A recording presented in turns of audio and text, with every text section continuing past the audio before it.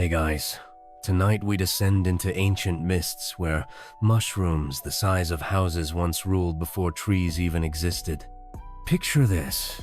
You're walking, or at least trying to, across a soggy, squelchy terrain that stretches out in all directions like an endless sponge. The air is thick with mist, not quite fog, but not clear either. Every breath tastes like damp bark and fermented moss. There's a distant hum, not mechanical, more like 100 whispering winds through hollow stalks. You take a step, and something squishes under your foot. It could be mud. It could be a beetle the size of your hand. You're not sure, and honestly, you don't want to look. Welcome to Earth, around 420 million years ago.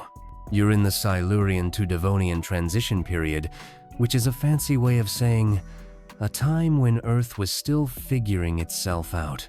No birds, no flowers, no mammal shack, not even real trees yet. Just a strange buffet of primitive life forms doing their best to evolve before lunch. And towering above you, rising like ancient skyscrapers out of this marshy dreamscape, are the rulers of this world. Not animals, not trees, but giant mushrooms. Some reaching 20, even 30 feet high, with trunks as thick as hot tubs. They don't have leaves. They don't bloom. They just loom. So, before you get comfortable, take a moment to like the video and subscribe, but only if you genuinely enjoy what I do here. And if you're listening from somewhere weird, like a tent in the Arctic or a bus stop in Nairobi, drop your location and local time in the comments.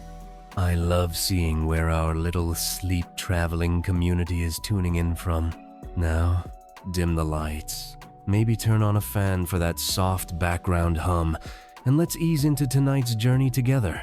You walk forward, trying not to trip over the roots. Wait, not roots. Filaments? Tendrils? These things don't behave like plants. The ground underneath isn't soil, not in the modern sense. It's more like decomposed rock, lifeless sludge with the occasional sparkle of mineral fragments. It crunches in some places and oozes in others. And growing from it, in slow, assertive defiance, are stalks of prototaxites. You stare up at one of them.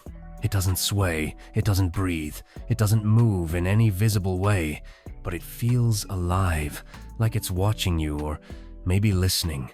Its outer surface is ridged and fibrous. Somewhere between tree bark and moldy bread, you resist the very rational urge to poke it. This creature, yes. Creaturess, not a tree. For a long time, scientists thought it might be. Botanists argued fiercely over whether Prototaxites was a conifer ancestor, a giant lichen, or a misunderstood fungus. Historians still argue whether its internal structure counts as fungal tissue or something even older, more alien. Spoiler: the dominant theory now is that it was a massive fungus, possibly related to modern mushrooms or liverworts, but way more ambitious. It grew tall not because it needed to photosynthesize, remember? It couldn't. Fungi don't have chlorophyll, but because it could, because no one was around to stop it. And really, what would stop it? Dinosaurs? Those are hundreds of millions of years away. Trees? They haven't shown up to the party. Even insects are still in their beta testing phase. So, fungi like prototaxites grow tall, unchallenged. There's room, nutrients, and time. A lot of time. As you wander deeper into the spongy forest, your ears start picking up other sounds. A soft crackle, like sizzling bacon in a far-off kitchen. Maybe thunder? Number? It's the sound of decay-active, ongoing decomposition. The earth here is a massive, hungry stomach. Fungi like this don't just feed on dead material, they recycle the world. Rocks, fallen microbes, even early plants, they break it all down. It's a weirdly hopeful thought. Even in this eerie, ancient swamp, nothing is wasted. You kneel near a smaller prototaxite stump. It's still huge, about the size of a fire hydrant hand cracked down the side, revealing its concentric ring structure. Yep, rings. Like a tree. Except these rings don't tell you about seasons or age. They tell you about chaos times of rapid growth when competition didn't exist, followed by stagnation when resources ran low, or maybe when a freak rainstorm washed through the region for a decade or two. Next to the stump, there's a patch of what you think might be moss. Except it moves. Slowly, with a glistening stretch. Slime mold? Could be. The line between fungus and amoeba isn't as clean-cut as you'd like. This blob seems content to ooze its way through the wet ground, absorbing whatever's unlucky enough to get in its path. You realize that nothing here has eyes. Nothing watches in the way we do. But everything senses, everything knows. That prototaxites behind you might not have nerves or a brain, but it could be reacting to the chemicals in your breath. That's not paranoia, it's biology. It's also unnerving. You stop, sit for a moment on a fallen log weight, not a log, a fallen fungus. Its spongy surface gives a little under your weight. It smells like wet leather and vinegar. Somewhere overhead, a colony of something gurgles, maybe gas escaping from decomposing matter, maybe an ancient insect hive hidden in one of those towering stalks. You could fall asleep here. It's oddly peaceful. Not warm, exactly, but cradled.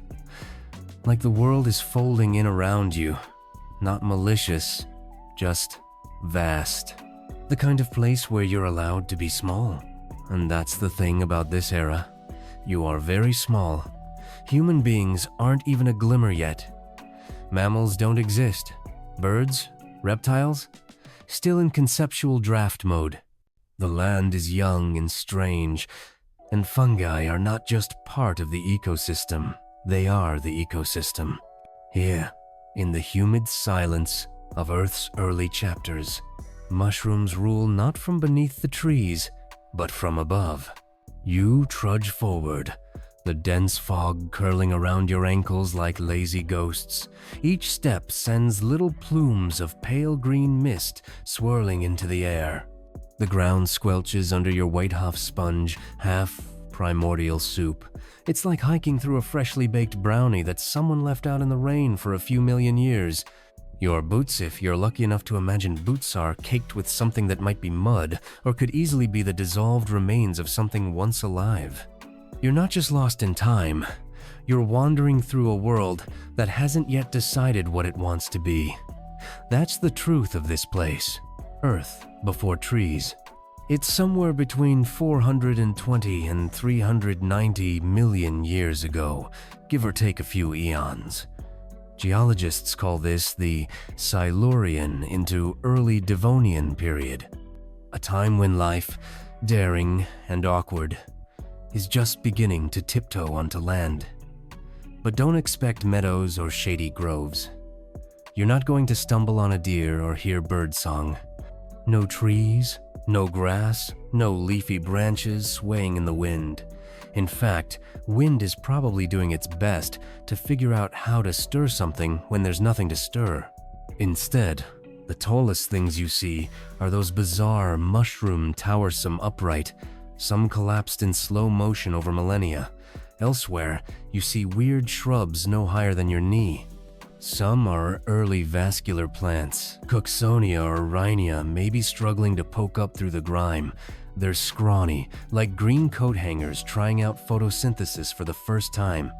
Bless their awkward little chloroplasts. Historians still argue whether these stubby plants were actually effective at photosynthesis, or just kind of faking it until evolution noticed. And all around you, dominating the skyline and throwing whatever shade exists, are the mushroom monoliths. You walk beside one and run your fingers along its coarse surface. It's cold and damp, surprisingly solid, like petrified wood. But this isn't wood. This is pre-wood. This is the material nature used before it figured out lignin and bark.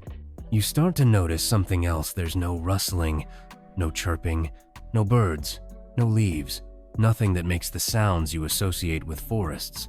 It's quiet in the way only a young planet can be quiet. You hear yourself breathe. You hear your heartbeat. And, faintly, you hear the low huffing of wind moving across a mostly empty plain. Off in the distance, the land rises slightly an ancient, lumpy ridge made of volcanic leftovers and sedimentary buildup. Erosion is still in its baby stages.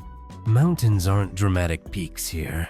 They're slow, yawning swells of time, cloaked in microbial mats and fungi. One historical fact stands out. Back then, Earth's atmosphere was starting to stabilize its oxygen content. This increase in breathable air would eventually allow life to explode in diversity. But right now, it's still climbing, meaning there's enough oxygen for strange experiments in biology, but not quite enough for complex animal societies. You crouch down by a stream, or maybe it's more of a seep-a trickle of mineral-rich water burbling out of the spongy ground. The water's brownish, thick with iron and sulfur. You dip a hand in. It's lukewarm. Smells like eggs and stone. Bubbles rise lazily to the surface, releasing tiny puffs of methane earth burping out its guts. Here's your quirky tidbit. In the absence of trees, some early plants and fungi formed symbiotic relationships with rocks. That's right. They clung to mineral surfaces and slowly dissolved them using weak acids digesting stone into soil, one agonizing molecule at a time. You're literally watching the invention of dirt. The trail ahead opens into a wide basin where dozens of Prototaxites pillars stand in various states of growth or decay. Some are wrapped in strange mosses. Others lean at impossible angles, their centers hollowed out by wind or time. One has collapsed entirely, lying across a small ravine like a fallen bridge. You hop across it, feeling the spongy give beneath your weight. Inside the log, something scurrious, a glint of segmented chitin disappearing into the dark. You want to call this a forest. Your brain reaches for that word automatically. But it's not quite right. This is a prototype of a forest, a test version, V0.1. The very concept of forest hasn't been finalized yet. Still, the scale is impressive. You pause in a clearing well. Again, not really a clearing, more of a gap where nothing fungal has claimed the space yet. You stare up, trying to gauge how tall these fungal towers really are. 30 feet? Maybe more. The mist makes it hard to judge, but they stretch high enough to make you feel small, and that's saying something in a world with almost nothing taller than you. You find one that's been cross-sectioned by time. Its interior is fibrous, layered like an onion that's been dipped in charcoal. You place your hand flat against the cross-cut surface. It's cool, slightly damp, and it pulses gently. Not a heartbeat more, like a rhythmic flex, as if it's still trying to grow, or maybe breathe. This thing was alive for decades, maybe centuries, maybe longer. The way it lived by absorbing nutrients from decaying organic matter means it could have been feasting on fallen mosses, dead microbes, maybe even the remains of early animals who dared crawl out of the sea. It's the apex organism in a time before apex predators. And the smell. Did we talk about the smell? Imagine a mix of wet cardboard, damp hay, old garlic, and something almost sweet, like fruit that's gone just a bit too ripe. It fills your nostrils, clings to your skin. You realize this whole forest or fungal field is an active breathing compost heap. The sensory overload here isn't sharp. It's not violent. It's slow, soft, heavy, like a blanket of fermentation draped across your thoughts. You sit down, feeling the fog condense on your cheeks. Insects buzz somewhere, low to the ground. The Prototaxites above you creaks not like a tree in the wind, but more like an old house settling. The whole landscape hums, not with noise, but with process, with change. This isn't nature as you know it. It's nature still writing its rough draft. You step carefully through a patch of uneven ground, where something pale and slick has burst from the soil like dough rising too fast. It's a young Prototaxite, or at least the base of one thick as a car tire, and already taller than a person. You tilt your head back to take it all in, and your neck lets out a quiet complaint. Understandable. This thing is enormous. At full maturity, it could stretch nearly 30 feet into the misty sky, taller than a giraffe, bigger than most telephone poles. And you're just here, blinking up at it like it's totally normal to stroll through a world where the mushrooms are the trees. Spoiler, it's not. Prototaxites, the reigning mystery mushroom of Earth's early terrestrial years. Part totem, part tower, part inexplicable miracle. For over a century, scientists squinted at its fossils and scratched their heads. Was it a tree? A rolled-up mat of algae? A massive fungus? Or some weirdo evolutionary one-off from a time when nature had no rules? Historians still argue whether it was truly a fungus in the modern sense, or something altogether separating a lost kingdom of life that has no living descendants. Like a prehistoric celebrity whose lineage just vanished. You walk around its base, running your hand across the oddly spongy texture. It gives slightly under your touch, almost like memory foam, but more damp. Not quite bark, not quite flesh. And those rings? Oh yes, like the tree it was once mistaken for. Prototaxites features circular growth patterns. But under the microscope, those aren't tree rings. They're layered hyphalong, tubular filaments fungi use to feed, grow, and occasionally look creepy. These growth rings may not mark seasons, since early Earth didn't really have 4 neatly defined ones. Some scientists speculate they show wet and dry periods.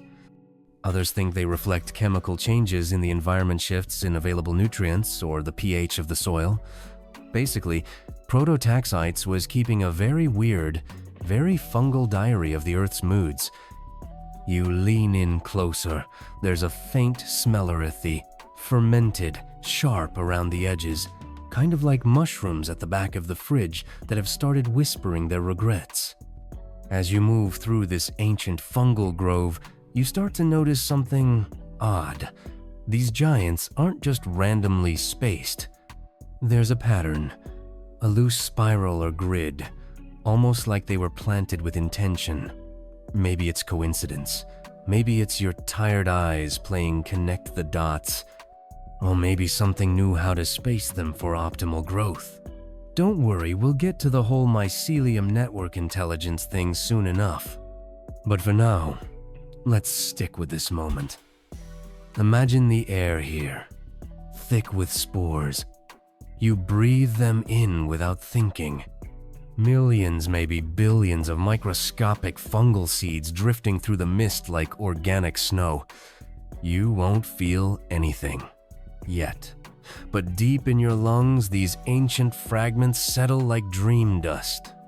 You shiver. Not from cold, just the awareness of it all. Of standing beneath something that lived long before mammals were a twinkle in evolution's eye. The fossil record tells us that Prototaxites existed for about 40 million years. That's not a typo. 40 million? Humanity's been around for maybe a couple 100,000. The mushroom towers? They had a tenure longer than our entire species' existence. They appeared, flourished, and vanished all, while the rest of life was still figuring out how to grow legs and not die on dry land.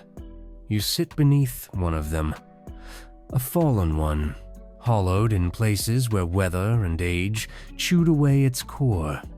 Inside, Soft, feathery networks of ancient hyphae still cling like faded lace.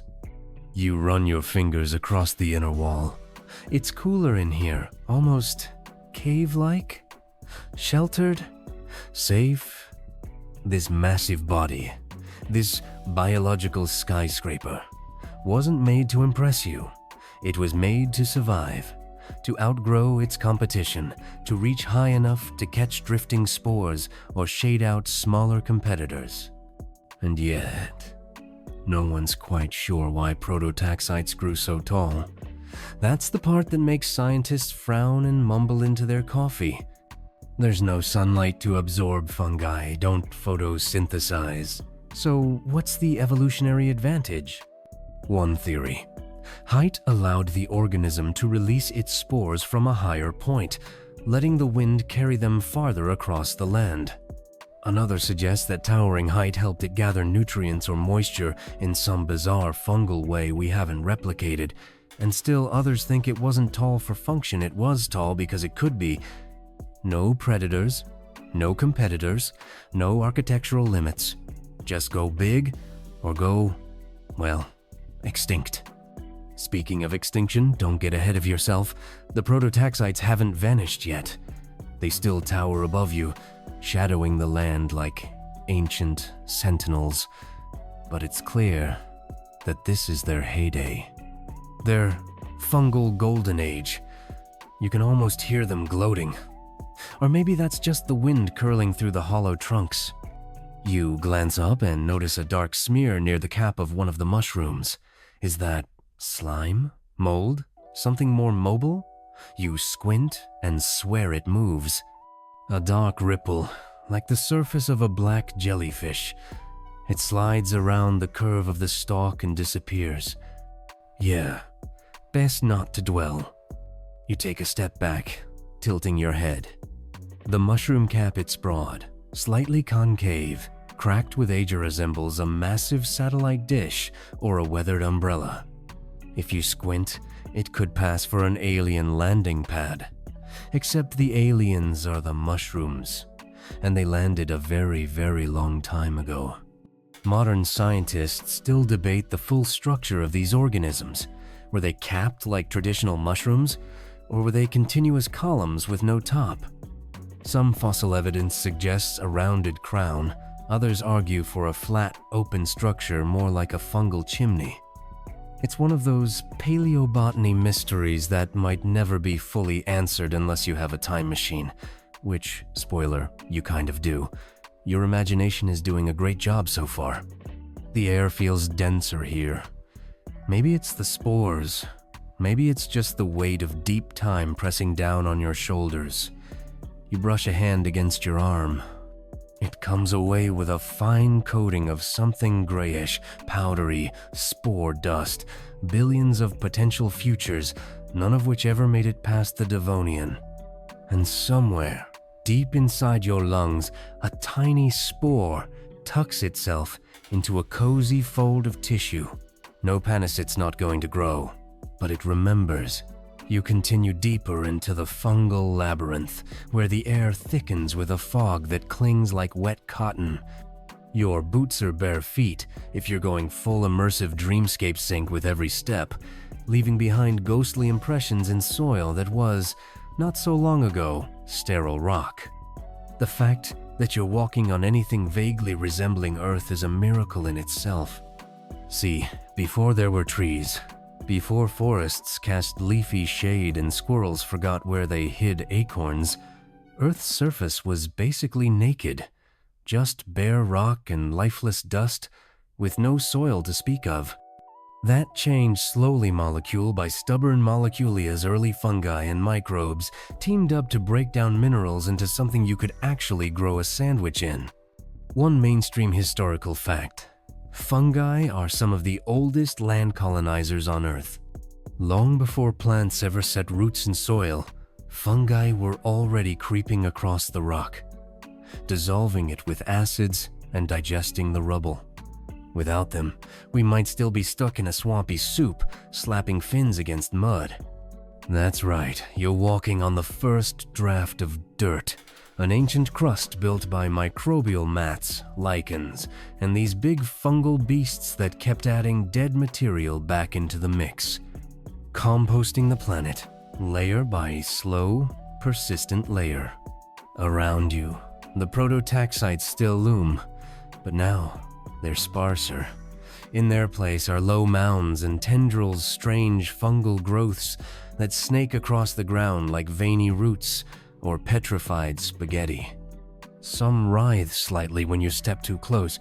Could be the wind, could be something else. Let's go with wind for your nerve's sake. You notice that these ground-hugging structures, let's call them mycelial mats, connect from stalk to stalk. A sort of ancient internet, if you will, fungal Wi-Fi. Each massive mushroom is likely just a fruiting body, a tip of the iceberg moment, while the real organism lives underground, quietly feeding, pulsing, thinking, maybe. That's not just poetic rambling. Here's your quirky tidbit. Some scientists believe fungi exhibit a form of intelligent senate consciousness in the way you think, but an ability to sense, respond, and even learn from environmental inputs. In labs, fungal networks have solved mazes, rerouted pathways, and optimized routes like living algorithms. Historians still argue whether this counts as intelligence or just sophisticated chemistry dressed up in eerie behavior. Still, you feel it. That hum beneath your feet. That sense that you're not walking through this place alone, you're walking with it. Every footstep echoes through that underground fungal matrix like a Morse code tap. Maybe it's listening. You crouch and touch the soil, feeling the gentle, fibrous resistance of the mycelium net below. It's like stroking the back of a sleeping animal, warm, pliant, faintly trembling. The more you focus, the more you sense a rhythm. Not mechanical, organic, slow, intentional. You rise again, eyes scanning the horizon. To the west, if that even means anything here, you spot something peculiar. A mound, large, dome-shaped, slightly pulsing at the edges. It's not one of the mushroom towers. This thing breathes, or at least inflates, deflates. You approach.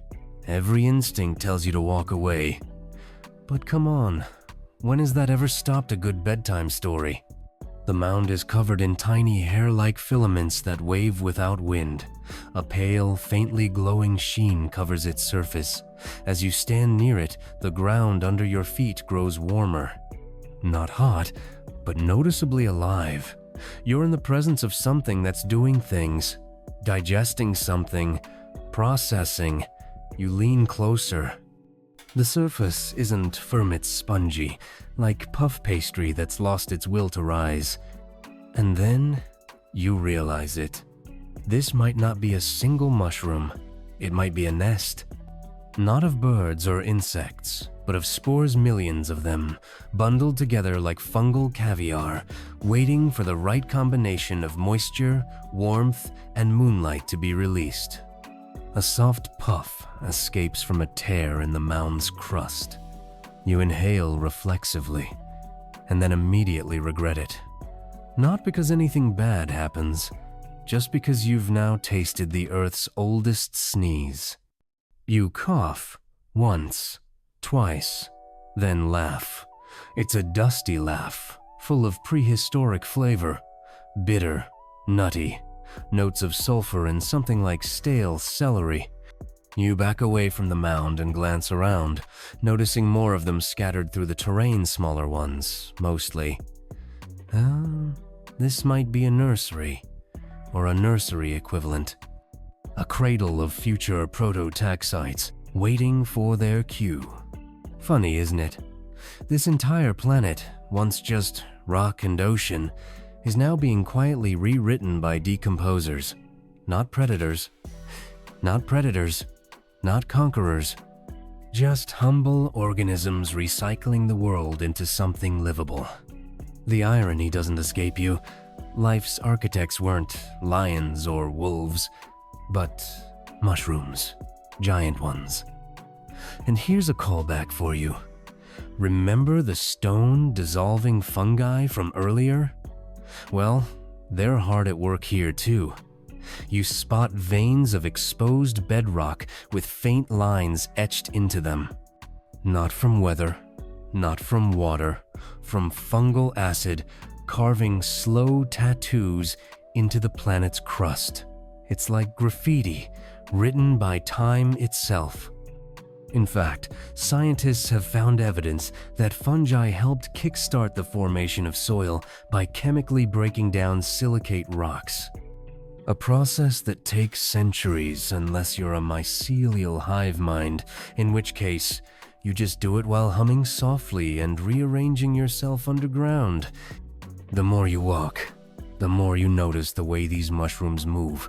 Not in real time, none so flashy, but over miles, their presence shifts. The tallest towers cluster where moisture pools. The lower mats hug rising rock.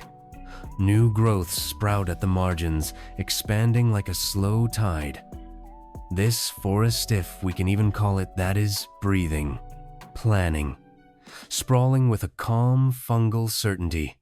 It's not alive the way you are. It's alive the way a cathedral might be alive.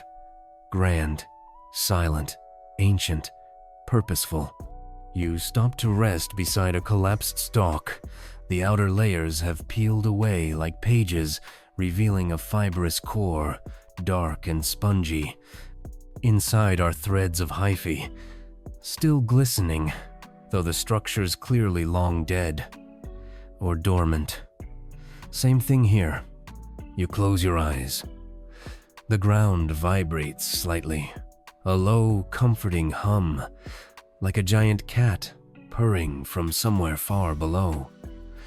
You lie back and let the sound soak into your spine. For a second, just a second, you wonder what it would feel like to become part of this, to root down, go still, and listen for centuries. Not die, just pause, absorb, decay with dignity. But no, not yet. You still have a few million years to wander. You wake, or maybe you never really slept beneath the gentle hush of mist slipping between fungal pillars. Time here doesn't move the same way it does in your world. There are no clocks, no sunrises, no 10-minute snoozes before work. Just the slow exhale of growth and rot, a rhythm written in decomposition and regrowth. You sit up, brushing bits of soft spore dust from your arms, and realize you've wandered into a valley of decay. This isn't the pristine side of the mushroom forest anymore.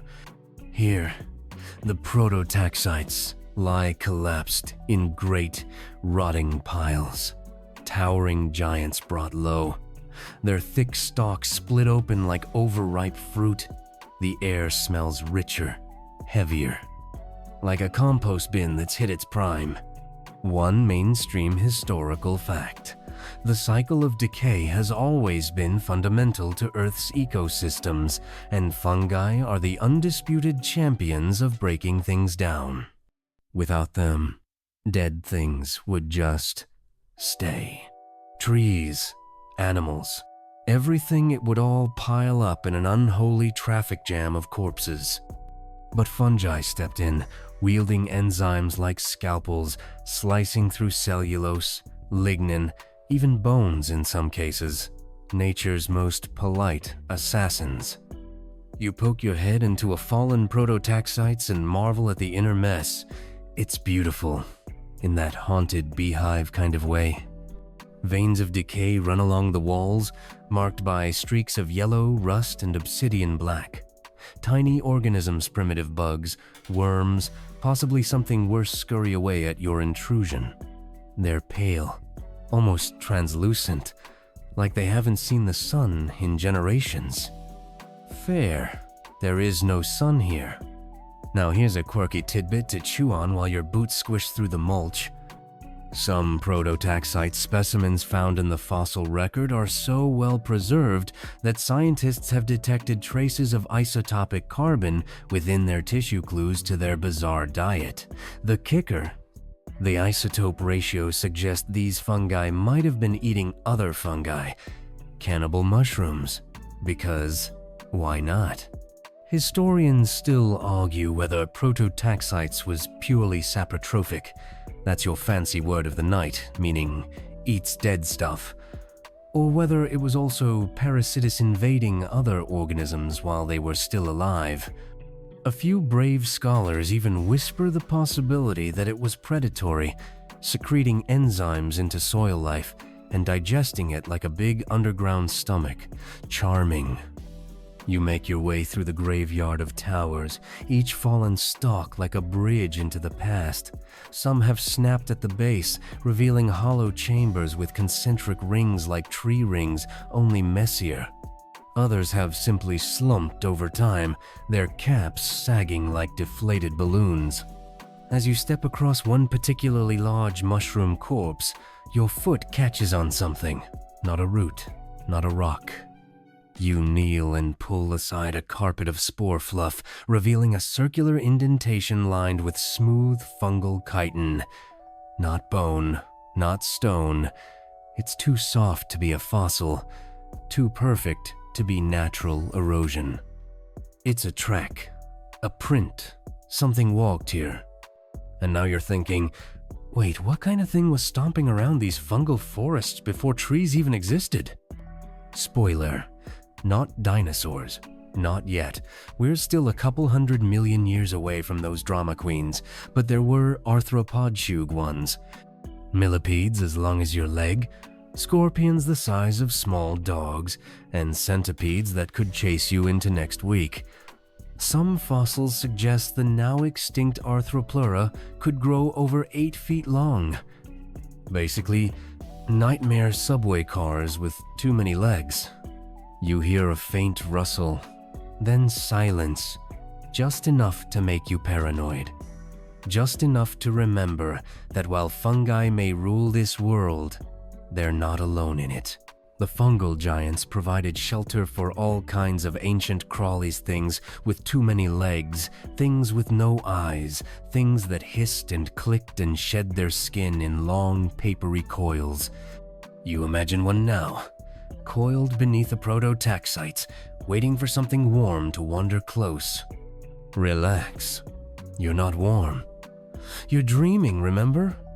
Still, there's something humbling about standing in a place where you are absolutely not the apex anything. You're not even an afterthought. You're a flimsy newcomer in the realm of decomposers and invertebrate titans. Another puff of spores dances past your face. You watch them drift toward the gaping maw of a collapsed mushroom trunk where they vanish into the dark. That's the thing about fungi, they're everywhere, even when you can't see them, especially then. Beneath your feet, the real body of this place continues to pulse and grow. The mycelial network hums with electric signal stimuli, surges of calcium and potassium that flicker through the filaments like whispers. Some scientists have compared them to primitive neurons. Not quite a brain, but not a brain either. There are labs today, real ones, where researchers hook up mushrooms to EEG-like machines. They record the pulses, translate the patterns, and sometimes the results look eerily similar to language. Patterns. Repetition. Pause. Response. One researcher even claimed to have documented over 50 distinct mushroom words. So, if this forest is speaking, the question becomes, to whom? Maybe not to you, maybe not to anyone anymore, but that doesn't mean it stops talking. You reach the center of the decay zone. Here, the earth sinks slightly, a shallow basin ringed with shattered fungal spires and slime-coated debris. Something massive once stood here. A queen mushroom? Apparent to the others? Or just the oldest, heaviest one that finally fell under its own weight? You kneel and place your palm flat on the center of the basin. It's warm, almost welcoming. Something stirs under the soil. No need to panic, probably just gas pockets, or the slow flexing of ancient mycelium shifting in its slumber. Probably. You linger there a moment longer, letting the silence wrap around you. Even in decay, this place isn't still. It's changing. Every rotting stalk becomes food for something else. Every fallen tower feeds the net. The line between death and life here? So blurry it might as well be decorative. You press your ear to the ground. Deep below, you swear you hear a slow crackling hiss, like fire without flames, or roots moving against rock. Maybe it's just the wind through distant caps. Maybe not. Either way, this is no graveyard. It's a womb. A fungal nursery dreaming of its next eruption. And you, lucky you, are standing on the fault line. You don't exactly run, but your pace quickens as you leave the basin of decay behind. That crackling hiss still echoes in your ears, even though the ground beneath you is quieter now, firmer. Less sponge, more stone. The mushrooms here are smaller juvenile towers not yet drunk with ambition. They cluster like awkward teenagers at a dance, unsure whether to shoot for the sky or huddle low. The terrain shifts subtly. Hills rise, shallow and round, as if something massive once curled beneath the earth and is now slowly exhaling. The ground grows slick in places, laced with glossy black vein-sentient fungal arteries hardened by time and pressure. You follow them, because of course you do. You came to see the mushroom world, not tiptoe politely around the edges. Before long, you find yourself in a corridor of sorts. The Prototaxites form walls here, rising tightly together in a semi-natural avenue that feels almost deliberate. The path isn't straight, it winds like a lazy river, but its persistence is uncanny. You run your hand along one of the stalks. The surface is dry, cracked, flaking in places like old paint on an abandoned barn. Still, there's a sense of strength beneath the decay. One mainstream historical fact. During the Silurian and Devonian periods roughly 420 million years ago, this kind of fungal growth dominated much of the land. There were no flowering plants, no birds, no grasses to mow or lawns to overwater, just vast fungal plains, primitive mosses, and scattered arthropods skittering through a landscape that looked more alien than Earth-like. And here's your quirky tidbit. Early fungi were among the first organisms to engage in land-based symbiosis. Evidence suggests they formed mutualistic relationships with algae, creating early lichen-like systems that slowly paved the way for terrestrial life. In other words, the first successful roommates on land weren't predators or scavengers, but a fungus and a green blob that learned how to share. Historians still argue whether these early lichen systems came before or after plants began colonizing land. Some believe that these fungal algae duos might have set the stage entirely, forming thin, crunchy crusts that softened rock and prepared it for mosses, ferns, and eventually forests. Others think they were a byproduct of greener things moving in. Either way, fungi weren't just first, they were essential. The corridor tightens. The air changes again, cooler now, tinged with a strange metallic scent, like rusted coins or blood diluted in water. You come to a clearing, perfectly circular. At its center stands a lone mushroom, smaller than the others, but far stranger. Its cap is inverted, forming a concave bowl. Inside, fluid glistens thick, dark, and shimmering with a rainbow sheen. You approach. You know you shouldn't, but when has that ever stopped you? The pool trembles slightly as you near, not from movement, but from sound. It hums, a soft tone like the lowest note of a cello dragged slowly across its string. The vibration makes your teeth buzz. You crouch and peer into the bowl. Reflected there is not your face. Instead, the surface shows a strange vision-rolling fungal hills under stormy skies, then flashes of glowing creatures darting beneath the soil, then towering beasts with carapaced limbs and eyes on stalks, dragging their glistening bodies across a world not meant for them. Then, gone. The pool settles. Your face returns. Cool party trick, huh? You reach toward the liquid, and the air around your hand shimmers, resisting your fingers like pushing against invisible saran wrap. It's alive, not just the mushroom, but the liquid.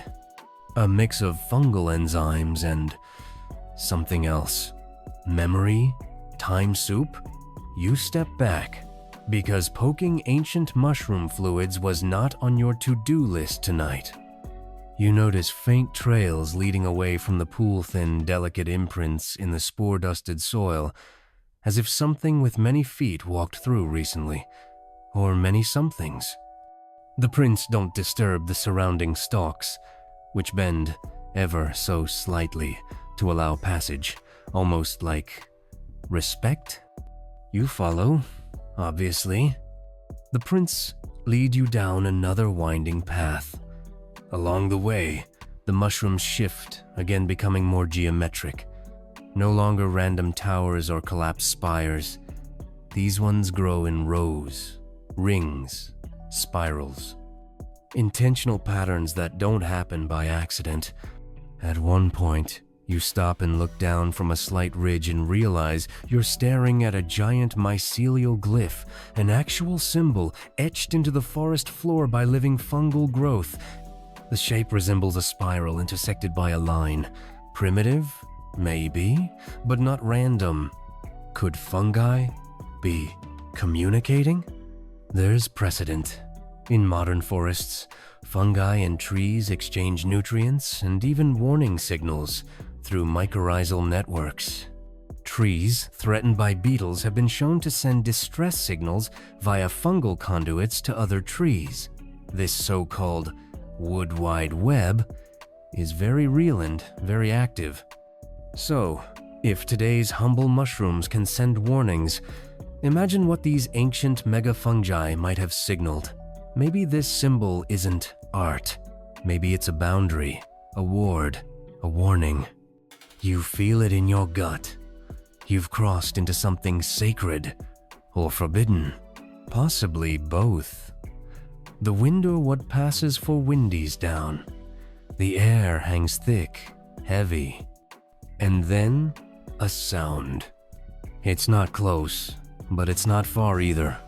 A clicking, rhythmic, like something tapping on a stone slab with too many fingers. You freeze. There it is again. Click, click, click, pause.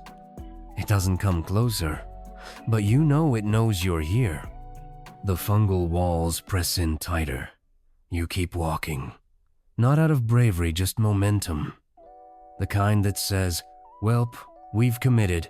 Might as well finish the haunted mushroom maze." Around you, the spirals deepen. The glyphs become more complex. You begin to see strange outgrowth shelf-like fungi with patterns that resemble eyes or mouths or both. You don't touch them. You barely breathe near them. One pulses when you pass. This isn't a forest anymore. It's a cathedral. And you're walking through the nave towards something that hums in the dark with ancient fungal patience.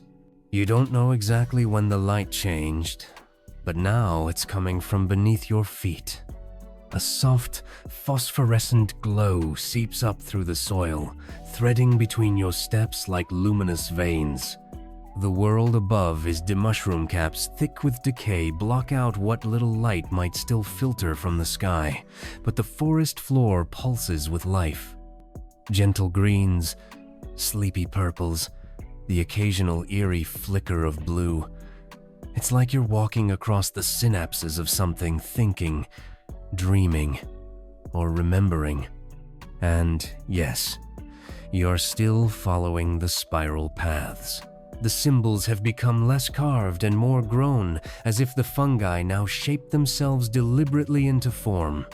You pause beside one that looks suspiciously like a doorway, but it leads nowhere. Just a tall arch formed by two bending stalks, their caps pressed together like praying hands. You duck beneath it anyway.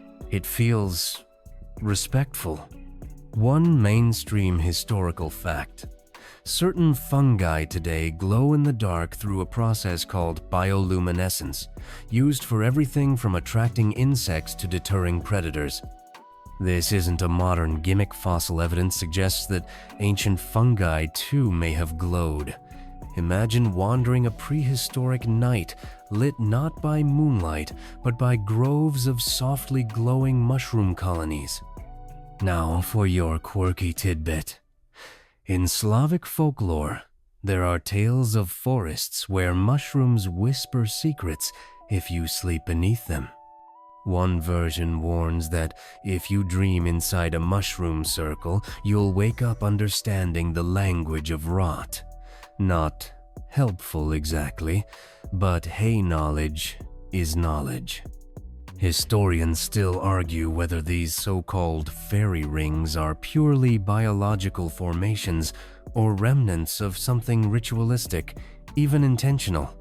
Most rings are caused by the outward spread of a single fungal colony, which leaves behind arcs or full circles of fruiting bodies. But some researchers point out how perfectly symmetrical and persistently recurring certain rings are. Too symmetrical, like someone drew them on purpose, and the fungi simply obeyed. You've now crossed into a deeper zone. The prototaxites grow thicker here, not just tall, but broad. Their caps stretch out like parasols, overlapping to form what feels like a true ceiling. Vines and lichen dangle from them, twitching gently despite the still air. And the floor isn't soil anymore, it's sponge, springy and moist, like a yoga mat made of moss and memory foam. The spiral leads you toward a mound low and wide, covered in dense clusters of shelf fungi stacked like ancient scrolls. You kneel beside it. The top shelf pulses gently beneath your fingers. Not a visual hallucination this time. It's a heartbeat, slow, rhythmic. Something alive slumbers within the mound.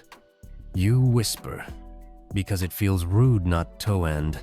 Lay your ear against the highest shelf.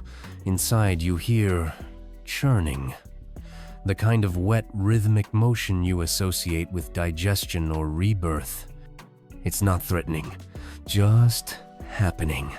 As if the mushroom mound is chewing on the past, breaking it down, preparing it for whatever comes next. Above you, a prototaxites groans. Yes, groans. Its massive cap shifts with an audible creak, releasing a lazy curtain of spores that drift down like snow. You inhale. You probably shouldn't, but it's too late now. The spores settle on your skin like glitter, only stickier, somehow heavier. You feel a brief buzzing behind your eyes. Not pain, not quite pleasure either, just connection. You stagger back slightly, the air shimmering again. For a moment, everything around you vibrate to strees, fungi, even the ground itself. You see faint tracings of mycelium lace through the air, like ghostly spiderwebs connecting every living thing. And you realize the network isn't just underground. It's everywhere. A deep hum rises in your chest. Not sound. Not exactly. It's more like language without words. And while you don't understand it, part of you recognizes the intent. You are being studied, cataloged, gently interrogated. You place your palm on the mushroom mound again, and the vibrations subside, like a nod, like a thank you. Somewhere deeper in the forest, something moves. A glimmering shape between stalks, shifting with a grace no arthropod should have, not skittering, gliding, too tall, too upright, but gone before you can be sure. Your brain suggests deer. Your brain is wrong. You continue walking. Now, the forest corridor narrows, as if funneling you onward. Your steps grow softer, quieter. Even your breathing slows to match the rhythm of this place. And it does have rhythm. You can hear it now, subtle, but persistent. A low, pulsing beat that seems to guide your feet. The air smells of cedar, wet stone, and something bitter. You pass another archway, this one glowing slightly, rimmed with the same eerie blue as the pool from before. Beyond it lies another chamber. This one feels different. At the center sits a Prototaxites unlike any other, twisted, spiral-striped, with a cap that curls like a conch shell. Its entire surface is marked with strange ridges-raised symbols that pulse with faint light. Not language you can read, but definitely language. You approach. You don't touch it somehow. That feels too personal, too rude. Instead, you kneel before it, because that's what your knees decide to do. One final puff of spores rises from the curling cap. It swirls through the air before sinking gently onto your forehead. A tickle, a tingle. Then a sensation like pages turning inside your brain. You don't understand what you're being shown, but you see it. The rise of mossy groundscapes, the fall of fungal monarchs, the slow, steady breath of a planet being prepared for trees. And suddenly it hits you. This forest, this fungal world, wanted trees. It's like setting the table before dinner guests arrive. The Prototaxites were stewards, not just survivors of a harsh earth, but architects of its future.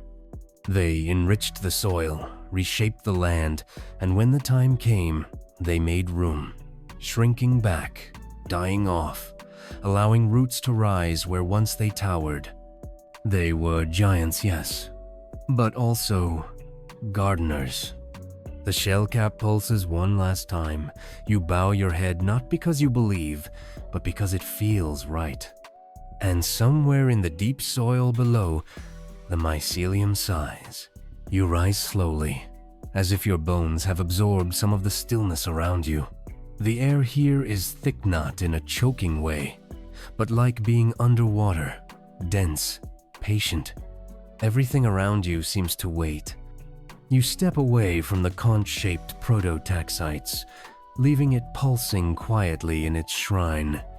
The path forward is narrower now, hemmed in by overlapping stalks and low-hanging caps that brush your shoulders like velvet curtains. The blue glow from the fungal veins beneath the soil has dimmed to a dusky green, like an old aquarium light left on too long. Your shadow follows sluggishly, as if reluctant to keep going. But of course, you do. You're in too deep now. Literally. The terrain dips again, and the floor feels colder, wetter. There's a low fog, not misty and romantic like a movie, but slick and sticky, hovering just above the ground like fungus-scented breath. You lift your feet higher as you walk, not because you want to, but because something in your gut warns you not to drag your heels through this. One mainstream historical fact. The Devonian period, often called the Age of Fishes, also saw the birth of the earliest terrestrial ecosystems. But the plants back then were tiny, barely taller than your knees. It was fungi like Prototaxites that towered over everything, sometimes reaching up to 8 meters high. In a world without trees, these fungal skyscrapers dominated the skyline. And now, your quirky tidbit. Some scientists once thought Prototaxites might be ancient algae, or even lichen, not fungus at all. In fact, the debate went on for over a century. It wasn't until chemical analyses in the early 2000s, this century, that we finally confirmed these giants were indeed fungi. So it took humanity longer to ID a mushroom than to invent Wi-Fi. Historians still argue whether Prototaxites had any predators. Did anything nibble on their massive flesh? Or were they too tough, too bitter, too important to eat. Some believe early arthropods may have grazed at their bases. Others think they were simply left alone, revered or feared by the creeping creatures of the day. As you follow the narrow trail deeper into the foggy lowlands, the fungal landscape changes again. You begin to notice stalks that aren't standing, they're fallen. Cracked across the midsection like splintered columns, their hollow interiors rotted and echoing with unseen drips. These are the fungal deadlands? Not a graveyard exactly, but close. You walk past the remains of what must have been titanic stalks, now collapsed and flattened into the soil like ancient ruins. The decay here is more aggressive wet, dark, and strangely beautiful. Fungi feed on fungi. Lichens crawl across the fallen prototaxites like vines reclaiming a palace. Even in death, the mushrooms serve. The smell here is stronger. Earthy, yes, but also metallic. The scent of slow breakdown. You catch glimpses of movement-tiny insect-like forms darting across the wet walls of the fallen giants. Trilobite cousins? Oversized silverfish? You don't look too close. You pause at a particularly large collapsed mushroom, easily the width of a small bus. Its cap is split open, revealing the dense, woody interior that once supported its height. You run your hand along the rim. It feels like driftwood left too long in a tide pool, softened, but still holding its shape. Then, something shifts inside. A low, grinding creak, like an old door. You freeze. Out of the dark gap where the stalk once stood upright, a shape emerges. Slowly, carefully. It's not large, but it's wrong. The creature looks fungal. At first, pale and moist, with soft ridges along its back. But then it moves jointed legs clicking like crab claws, eyes glinting like beetles in the dark. A fungal crustacean hybrid that shouldn't exist and yet does, scuttling over the remains of the giant like a worshipper circling a relic. You step back quietly. The creature doesn't chase. It simply watches, then dips back into the cracked stalk, vanishing like a breath. You exhale. Ahead, the land rises slightly. You climb a slope carpeted in soft, moss-like mattsprider here, as if lit from below. The fog thins. You emerge into a new clearing. Here, the prototaxites are fewer, but larger. The few that remain tower above you like watchtowers. These are the elders, you think. The final sentinels of this hidden world. Their bark is thick and coiled, their caps flattened like weathered umbrellas. Some lean slightly, their massive weight bending the ground beneath them. They are dying. Or maybe they're just done. In the center of the clearing, a circle has been cleared. The soil here is black, not scorched, but consumed. A massive spiral has been carvador grown into it. The same spiral you've seen before, but more refined. Sharper edges, precise geometry. You step into the circle and feel a rush of heat through your shoes, not fire life. An intense hum radiates up through your feet into your legs like the tremble of a subway train approaching far beneath the ground. You kneel? For reasons you don't understand, you press your palms to the soil. Images. Again. This time faster, more chaotic. A flash of prototaxite spores catching wind, drifting across barren lands. A panorama of shifting continents, crawling with green. Trees rising, ferns exploding in every direction. Fungi shrinking, withdrawing, slipping into soil and shadow as new titans take their place. The prototaxites didn't die off. They stepped aside, like elders making room for a younger generation, like dreamers yielding to architects. And now, the soil pulses under your palms like applause or farewell. You close your eyes, not from fear, but from awe. Around you, the few remaining giants release one final spore burst.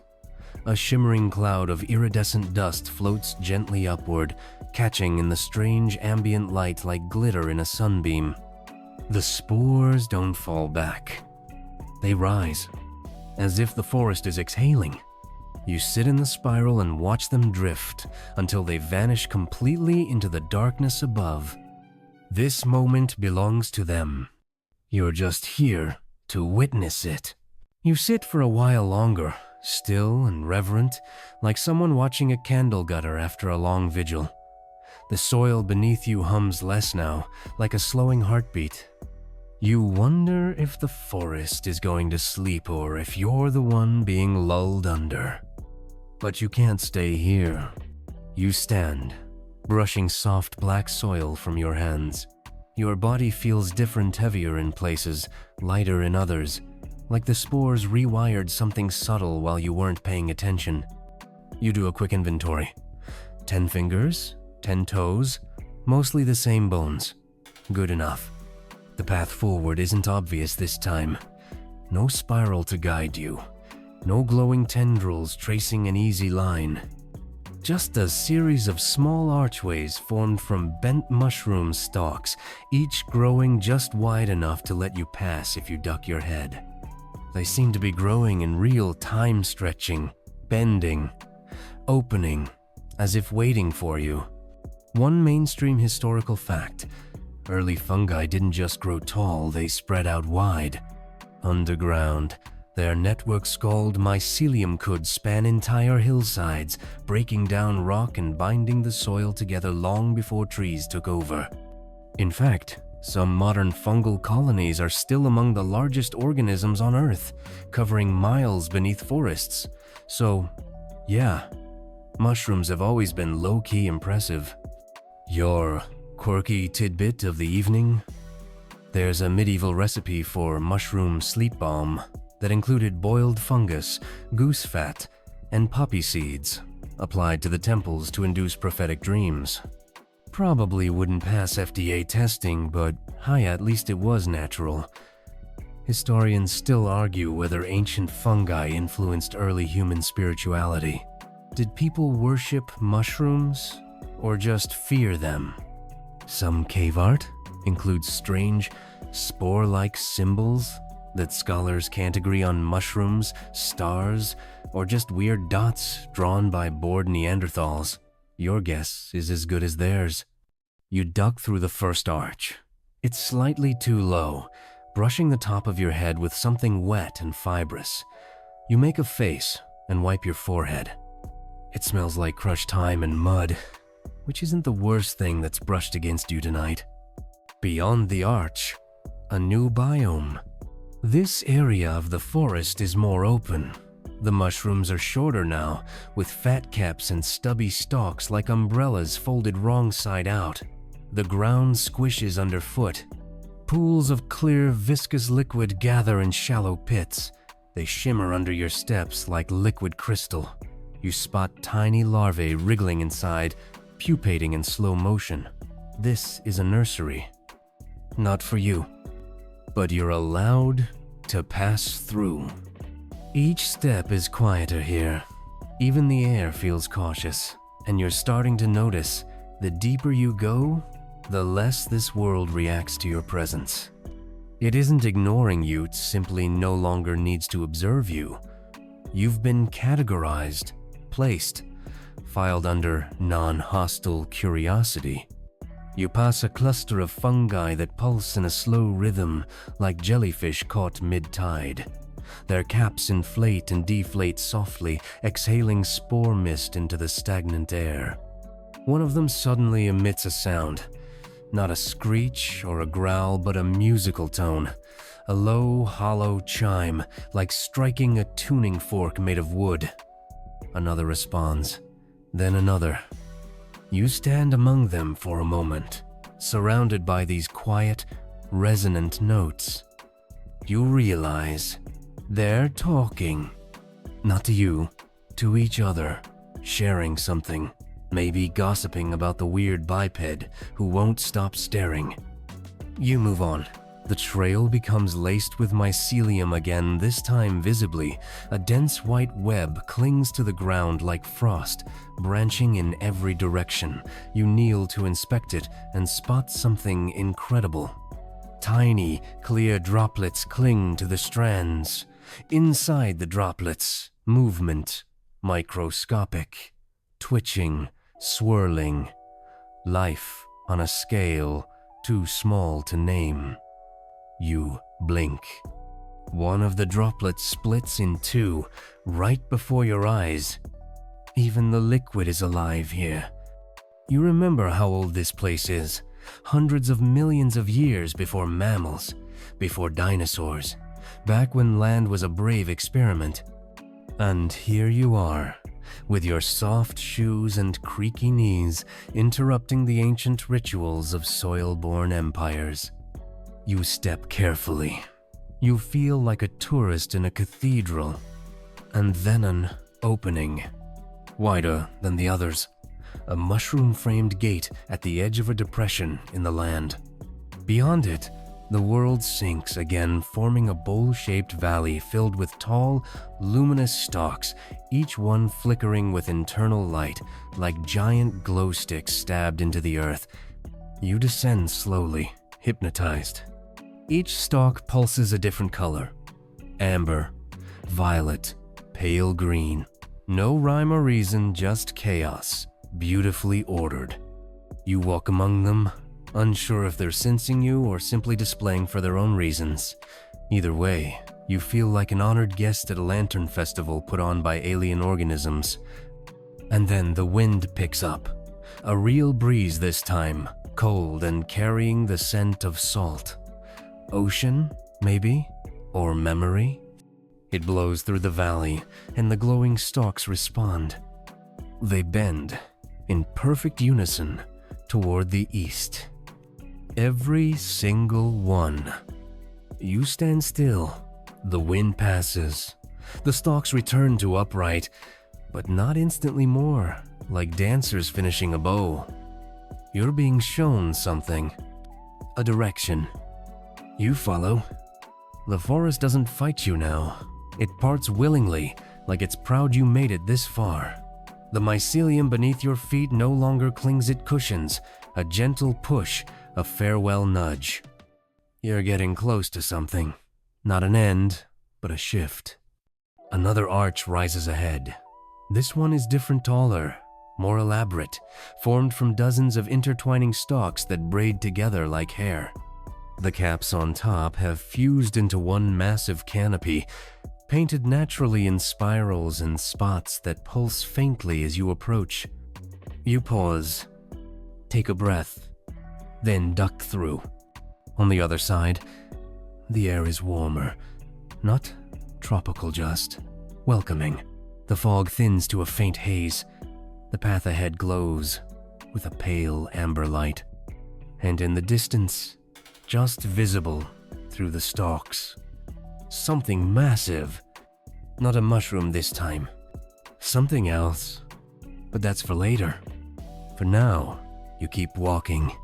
Your steps guided not by trail markers or instinct, but by something deeper. A sense, a pull.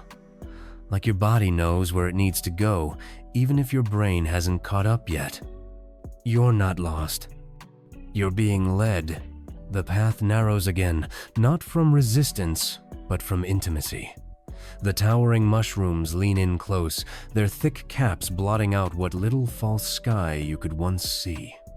You're walking through something's hallway, now a corridor grown with intention. The amber glow continues underfoot, tracing the path like runway lights, though you doubt planes ever grace this world. The scent changes again, less earthy, more resinous.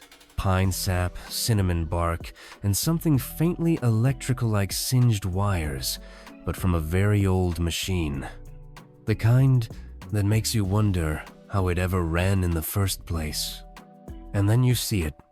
The massive shape teased earlier now looms fully into view. It's not a fungus. It's not even a tree. It's, well, a compromise. A living monument caught mid-transformation. Half the trunk is fungal spongy, marbled with growth rings. The other half is distinctly vascular, with root-like tendrils twisting up in spiral symmetry. The canopy, if you can call it, that spreads out like a halo of both leaves and gills. It is everything, and it is old. You feel it before you hear it. A bass hum, not made of sound but pressure, as though your bones are gently being played like a xylophone. You take a step closer. The ground trembles with the rhythm of an immense breathing pattern. Not fast, not threatening, just present. One mainstream historical fact: during the Devonian, the Earth's atmosphere had far more oxygen than today, maybe even up to 35%. That hyperoxygenated air didn't just let insects grow larger, it also fed massive organisms like these fungi, giving them biological permission to grow far beyond the scale we consider normal today.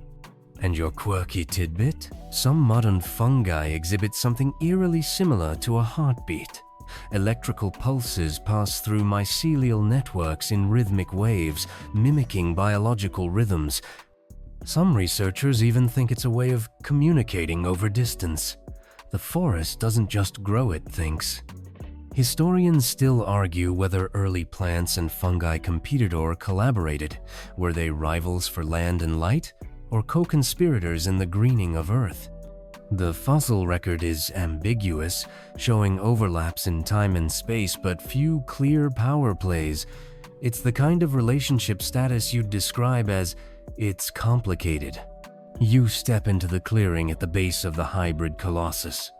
The soil here is dark as charcoal, but dry strangely weightless beneath your feet, as though you're walking on ancient ash. All around the base, smaller growths spiral outward in rings. Each one looks like a mini-temple, stalks curved into elegant domes, caps folded back like petals. You choose one and kneel. The surface is warm, not in a sun-baked way, but in a womb-warm way. Living warmth, protective warmth. Your fingers brush a notch in the cydia, natural indentation that fits your palm a little too perfectly. A pulse, this time through your hand. It's subtle, but it's real. You pull your fingers away and realize you don't want to. You press your palm back. The pulse resumes. And with it, images. This time, slower, gentler, less vision, more memory. You see the prototaxites at their peak hundreds rising across wide plains like monolithic candles. But you also see them fading, their caps splitting, their stalks hollowing out, not from disease, not from war, from surrender. The forest gave up its crown. Let the trees rise. Let the flowers bloom. Not because it lost, because it chose. The pulse softens. You pull your hand back, your breath coming slower now. You look up at the great hybrid. You wonder, is this the last of its kind? Or the first of something new? A bridge between worlds past and present, plant and fungus, memory and myth. You circle the base slowly. On the far side, an opening yawns a natural arch in the roots, forming a door-like shape that leads into the trunk itself. You hesitate, then duck inside. It's dark but not pitch black. Bioluminescence threads the walls like veins, glowing faintly in hues of turquoise and indigo. The space is tight at first, like crawling into a cave carved by nature's slowest sculptor. But it soon widens. You find yourself in a chamber. Round, high-ceilinged, hollowed not by force, but by design. And, in the center, a basin. It glows faintly. The liquid inside isn't water. It's thicker, opaque, somewhere between sap and ink. You kneel beside it, unsure whether you're supposed to drink, bathe, or just see. Your reflection stares back, but it isn't exactly you. The face in the basin shifts, morphs, ages backward, then forward, skin to bark, bark to gills, gills to ash. You see your ancestors, and theirs, until you're staring at something that isn't quite animal, isn't quite plant, something in between, something fungal. And it smiles. You don't run, you don't scream, you just sit. And the chamber hums with quiet approval. For a long moment, the world is still. The chamber walls shift slightly, maybe from your breath, maybe from something deeper, and the glowing filaments brighten. The hum deepens. You feel like you're inside the heartbeat of the planet. Not a metaphorical heartbeat, a literal one. Then the hum quiets. The filaments fade. The reflection in the basin steadies. And this time, it is you. Tired. Small. But aware. You stand and step back into the corridor. The living tunnel is brighter now. The amber glow you followed earlier is returning. You walk through it like someone stepping back into a dream they don't want to wake from. Outside, the forest is shifted again. Not dramatically, but subtly, like it's leaning closer, listening. You wonder if it always does that when someone gets this far. Then you hear it. Whispers. Not with your ears, not fully, but deep in the bones of your skull. Like wind through a shell. It says nothing you can understand, but it feels like permission. So you keep walking. You emerge from the living tunnel with a sense of having passed a test you didn't know you were taking. The air on this side is thinner, cooler, and sharper, as though whatever breathes here does so with intention. Even the colors have shifted, less warmth, more silver, more blues and faint opalescence, like someone spilled moonlight onto the forest floor and forgot to clean up. The mushrooms here aren't tall. They're delicate, lace-like. Thin stalks, translucent caps, some shaped like veils draped over glass lanterns. They shimmer as you move past, not because they're emitting light, but because they reflect it. Even without a sun, they find a way to glow. You reach out to touch one. It collapses, not in fear or damage, but like a performer ending a bow. The stalk curls inward, cap folding down with a grace that feels almost rehearsed. You didn't hurt it, you merely finished its cue. You walk on, careful not to become an unintended actor in another scene. One mainstream historical fact: fungi have long helped shape entire ecosystems by aiding in decomposition. They're the original recyclers, breaking down dead material into nutrients that feed future life. Some species have even been known to digest plastic, which means your old grocery bags might end up in a mushroom buffet someday. Yummy. And for your quirky tidbits, some Buddhist monks used to wear mushroom-shaped hats in certain rituals to symbolize humility and the ephemeral nature of the body. Though it's unclear whether the hats were actually fungal in origin, the metaphor still stands. Decay is not death, it's transformation. Historians still argue whether fungal spores played a role in Earth's first colonization by land life. Some propose that early spores were carried on wind currents before any roots ever touched ground. A few outlier theories even suggest spores came from space, hitchhiking on comets. Okay, it's speculative, but wouldn't that be a plot twist? You enter what feels like a courtyard. The mushroom stalks give way to spongy ground, circular and open. At the center stands a cluster of stalks woven tightly together, forming a column that spirals upward like a piece of architecture. It's not large, maybe your height, but it's complex, like a cathedral carved out of coral, and it's humming. You circle it, studying the pattern. Fungi aren't usually so ornamental. This structure isn't just grown, it's composed. You swear you see glyphs, spirals, and symbols etched naturally into the caps, repeating in a rhythm your eyes can't fully decode. Then something shifts. One of the stalks in the column gently uncoils and begins to move.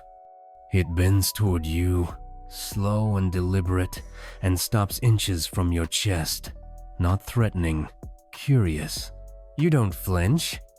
The tip of the stalk opens like a flower and releases a puff of golden spores directly at your chest. You inhale them by accident, and everything changes. Your vision doesn't blur, it sharpens. The forest snaps into clarity.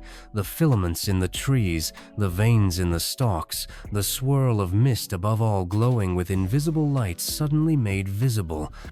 You blink. The world pulses once, twice. And then you hear music. Not a soundtrack, not an instrument. The forest is singing, tiny, layered harmonics emerging from stalks and caps and threads, like a choir with no conductor and infinite voices. You freeze in place, breath caught, ears tingling. It's not just sound, it's message. You close your eyes, try to understand. The song tells a story, one not meant for language. You feel it more than hear it. A tale of rise and retreat, of life born tall and bright and glowing, of giants that fed on light and fed others in return, of a time before roots, before leaves, before bark, when everything that lived spoke in pulses, spores, and quiet agreements. And then something new came. Not an enemy, a challenge. Green. The trees. They grew taller, drank more light, cast longer shadows, and so the mushrooms whispered underground, shrunk, spread, adapted. The giants fell, but the web endured. And now it watches, it waits, it remembers. You open your eyes. The spiral column has gone still. The stalk that released the spores retracts, tucking back into its place as if returning to sleep. Whatever that was, it's finished now. You step away slowly, half dizzy. You expect the hallucinations to fade, but they don't. You're not hallucinating. You're finally seeing. The forest shifts as you walk, not visibly, but you feel it. The rhythm under your feet is in sync with your breath now. The spacing of stalks, the turns of the path, they all anticipate you. It's not that the forest knows where you are. It knows who you are. You remember the basin, the reflection, the ancient face that smiled. You're not the same, but you're still you. The trail bends again, narrowing into a tunnel of curled caps and twisted stems. The walls pulse faintly. You trail your fingers along them and feel warmth, vibrations, even the soft resistance of membranes that shift slightly under pressure. You've become part of the system now. A thread in the mycelial story. Another branch on the spiral. At the tunnel's end, a small pool awaits. It's no larger than a bathtub. Its surface is smooth, still, but it glows from within with a gentle green light, like the bioluminescence of deep-sea creatures. You understand? This isn't for drinking or washing. This is a signal, an offering. You kneel, and the water stirs though no breeze touches it. From the center rises a stalk, thin and spiraled, carrying a single object at the top. A mushroom cap, but tiny, just your size. It tilts toward you like a hat being offered at the end of a play. You reach out and take it. It's warm in your hand, pulsing slightly, and as you press it gently to your forehead, the rhythm of the forest matches the rhythm of your heart. Not louder, just together.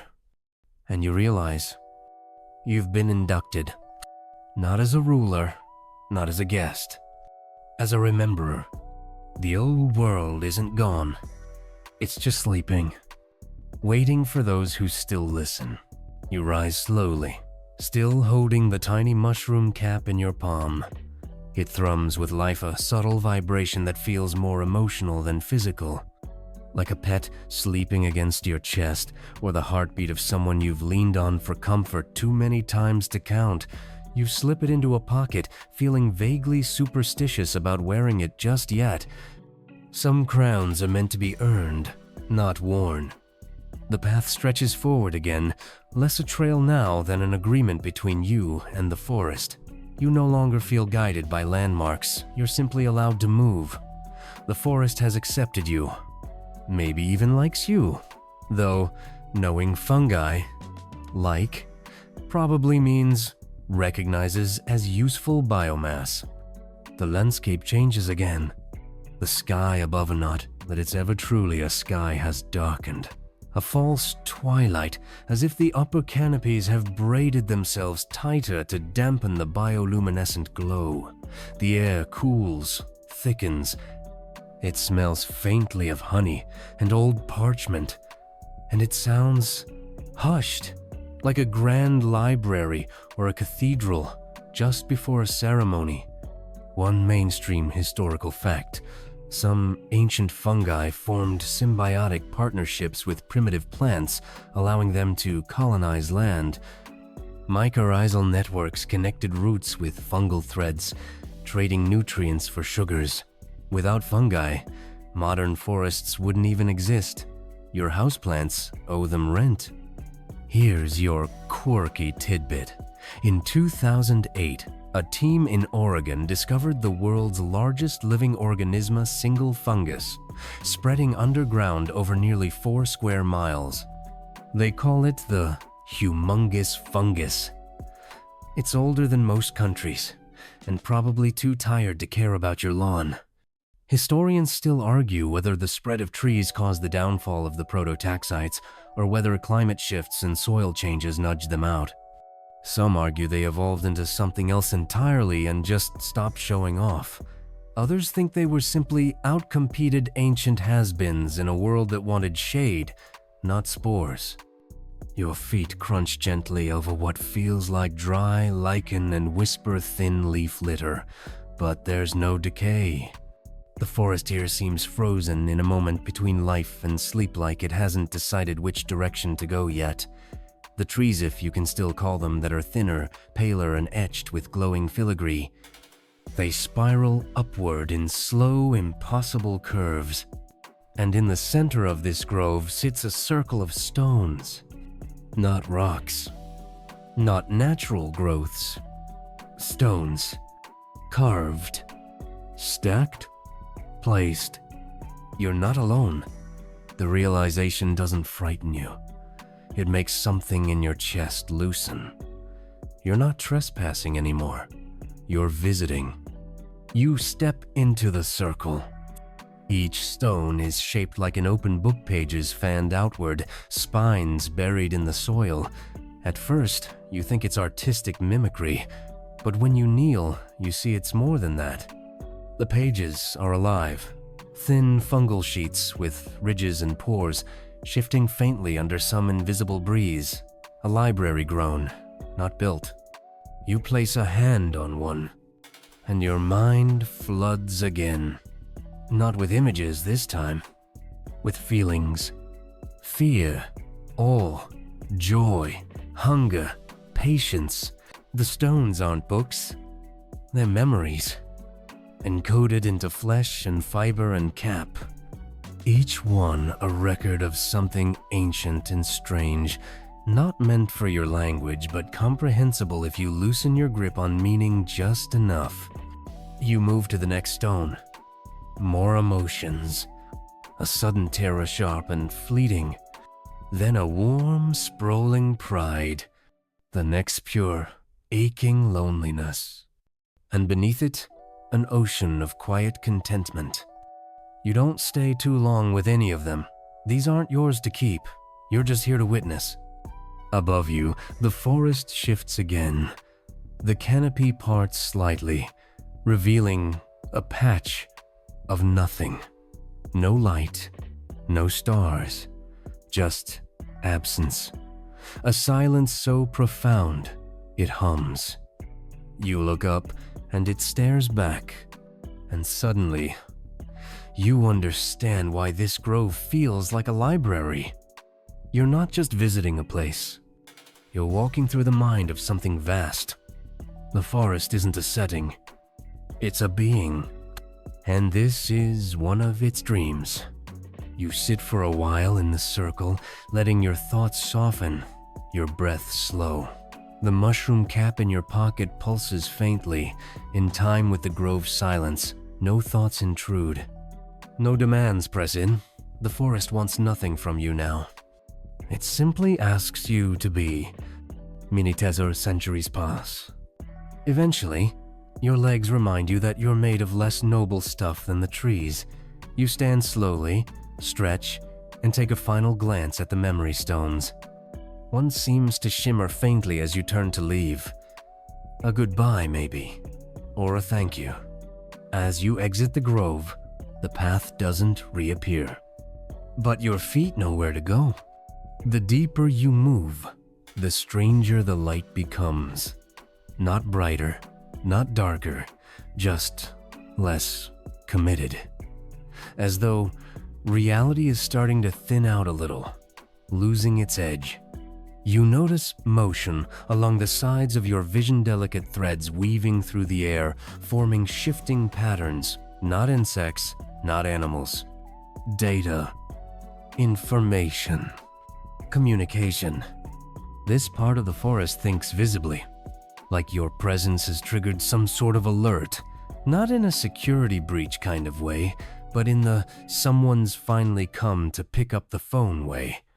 You follow the threads. They lead you down a spiral staircase made of overlapping mushroom caps, firm and flat. Each step bounces slightly, like walking on memory foam made by nature. You descend slowly, not knowing what waits below, only that something does. And when you reach the bottom, you find another chamber, larger than the last, spherical. The walls lined with soft, pulsing growths that seem to breathe. At the center, a tree, or what's left of one. It's petrified. Not fossilized, petrified in emotion. Frozen in a moment of agony or ecstasy. It's hard to tell. Its roots have twisted around themselves, its trunk spirals upward in an impossible Mobius shape, and from its branches hang hundreds of tiny mushroom caps, just like yours. You take yours out. The tree responds.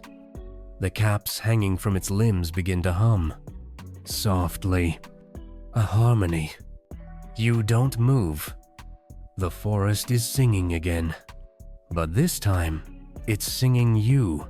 You stand frozen at the base of the petrified tree, your breath catching as the humming swells not in volume, but in presence. The sound doesn't fill your ears so much as it unwraps them, like cotton gently being pulled from your head, revealing more of the world than you were ever supposed to hear. Each tiny cap on the tree hums a separate tone. Together, they braid a melody that circles your ribs and weaves through your pulse.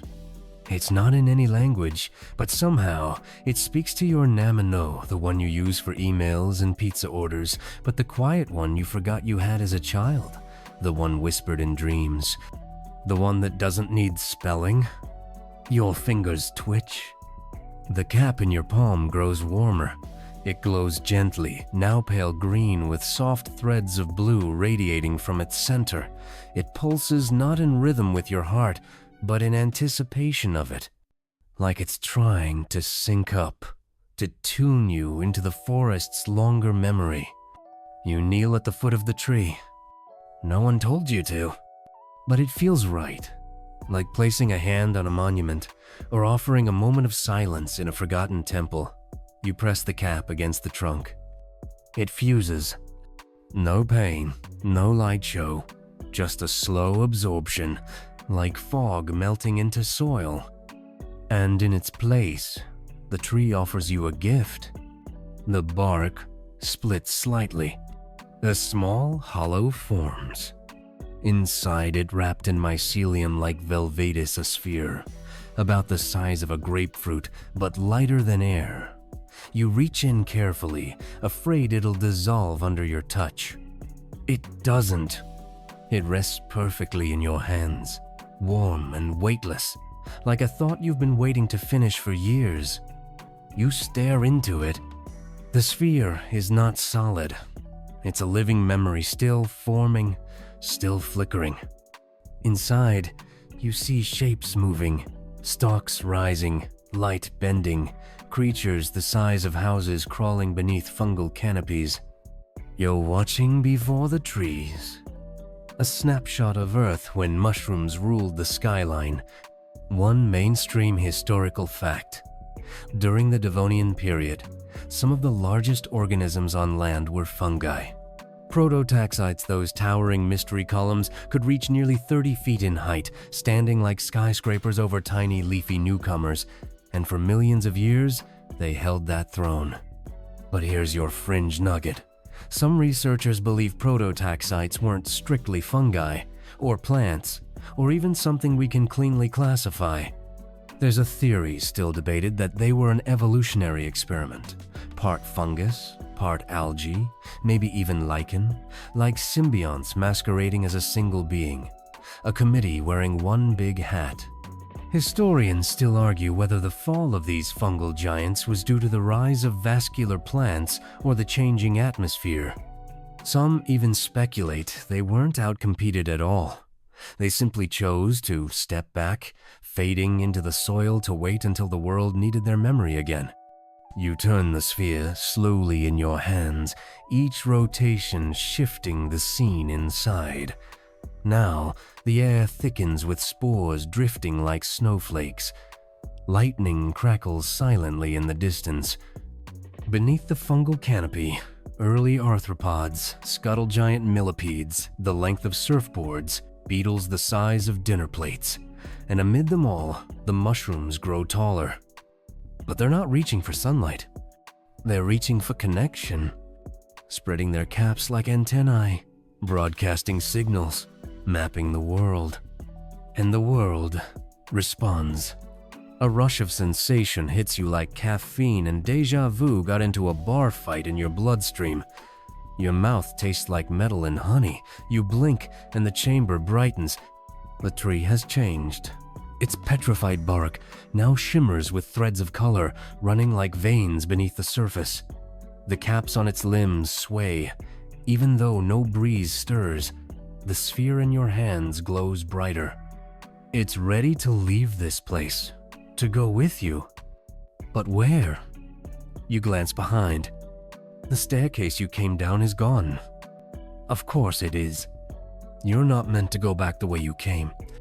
No one gets a clean rewind. You cradle the sphere close and step toward the far end of the chamber. The walls curve inward, leading into a tunnel barely tall enough for you to stand. As you duck inside, the air shifts again. Cooler, denser. The light behind you dims, and ahead it grows green. But not the green of moss or chlorophyll. The green of memory. You emerge into a narrow corridor lined with growths that pulse like sleeping lungs. The walls throb faintly with a heartbeat not your own. The air is sweet, sour, and thick with something you can't quite name. Like the smell of childhood and rotting apples. Like anticipation. The corridor bends downward in a lazy spiral. You follow it, your steps echoing with soft squishes. The sphere in your hands pulses in rhythm with the walls. You're no longer an observer. You're the courier now. A little postal worker, delivering a memory millions of years overdue. No pressure. Eventually, the spiral opens into a chamber so vast it echoes before you make a sound. And on the floretched, indelicate, fungal filaments rests a map. Not of land, not of stars, but of timelines. Every swirl and curve a pathway, a history, a future. The sphere in your hand responds. It rises slightly, tugging toward the center of the map. You let it go. It floats gently down and settles into place. Instantly, the map ignites not in flames, but in soft illumination. Trails light up, patterns ripple outward, the chamber hums. You've completed something. Or started it. Hard to tell with mushrooms. The chamber stills. You are alone again, but not abandoned. Just held. Like the forest has wrapped itself around your story, tucking it into its folds, promising to remember it long after you're gone. You sit on the edge of the glowing map, legs crossed, back against the wall. The hum fades to a whisper. The lights dim, and you, still breathing, still blinking, begin to understand. Some memories aren't meant to be kept in minds. They're meant to be grown. You wake, if that's even the right word, with your back still against the wall, and the echo of distant humming vibrating softly in your bones. The map on the floor is dim now, pulsing slowly like a sleepy heartbeat. The sphere has vanished into it completely, absorbed like water into roots. Nothing left to hold, no proof. Just that residual tingle in your palms. You stand. Not because you know where you're going next, but because the forest expects it. It doesn't guide you now. It waits. You're not being led anymore. You're being trusted. The corridor behind you has sealed itself, replaced by a thin wall of silvery fungus that reflects your outline as you approach. You press your hand to it. It parts without hesitation, strands retreating like a curtain being drawn for an encore. Beyond, the light changes again. Everything here glows in soft amber and peach, as though the entire world is living inside a sunbeam filtered through honey. The air smells faintly of cinnamon bark and petrichor, the scent of rain on dry stone. And ahead, a clearing. But not like before. This one is cultivated, deliberate, arranged not by nature, but by memory, pretending to be architecture. Huge, pale, prototaxites, columns rise at measured intervals, each one capped with a distinct spiral dome. They hum faintly, forming a low chord in the background, like a sleeping choir. In the center of the space, a circle. Always circles in this place.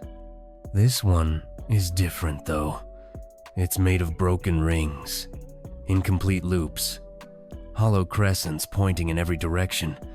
You step into it, and the air shifts again.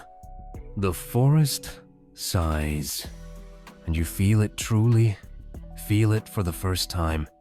The whole world beneath your feet is alive. Not like the planet has bacteria alive. Alive. Conscious. You kneel instinctively and press your palm into the soil. And suddenly, you see it. The network.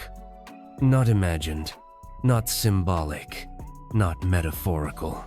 Actual glowing threads stretching in every direction, burrowing down, up, sideways, into time and thought and dirt and history. Mycelium billions of tendrils crisscrossing like the nervous system of something too vast to name. And you're inside it. More than that. You're a node now. One historical fact. Modern scientists have proven that mycorrhizal fungi connect vast portions of forests into wood-wide webs, transmitting nutrients and even chemical signals. Trees warn each other of danger, share resources, and balance growth through fungal go-betweens. It's the internet, but 400 million years old and run entirely on vibes and rot. Here's your delightfully weird tidbit. In parts of the world, people have long believed mushrooms appear where fairies dance or where lightning strikes a sign the ground itself has secrets. Some ancient cultures left offerings in mushroom circles, believing them to be doorways to other realms. Guess what? You're in one.